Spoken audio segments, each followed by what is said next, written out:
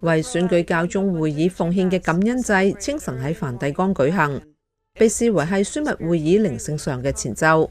所有樞機，包括80歲以上同以下嘅樞機們，喺信友嘅陪同下，伏求天主聖神指引嗰啲將要選出新教宗嘅人。彌撒由樞機團團長主持，但佢由於冇參選資格，唔會進入西斯丁小堂。但佢喺講道中，向將會選出新一任教宗嘅樞機們做咗正確嘅指示。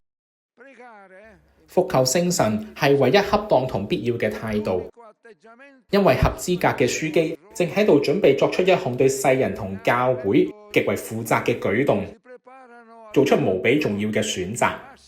呢個係符合人類理性嘅舉動，為此必須放下一切個人考量，喺理智同內心入面只有耶穌基督嘅天主，以及教會同全人類嘅益處。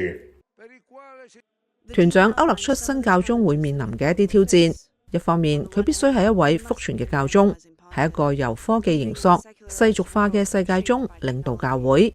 新一任教宗將要促進喺一眾基督徒之間、平信徒同聖職之間喺教會各層面嘅共融。呢個唔係一種自以為是嘅共融，卻係一種完全指向人同人之間、民族同民族之間、文化同文化之間嘅共融。心入面知道，教會應當始終係共融嘅大家庭同學校。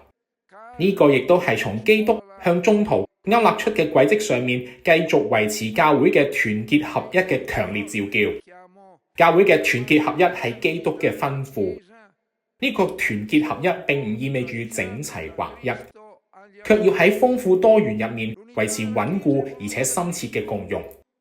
前提係繼續永遠圓滿地忠於福音。傳統上，彌撒喺聖伯多祿大殿舉行。彌撒禮成後，樞機們返抵聖馬爾大宿舍，佢哋喺會議期間留宿嘅地方。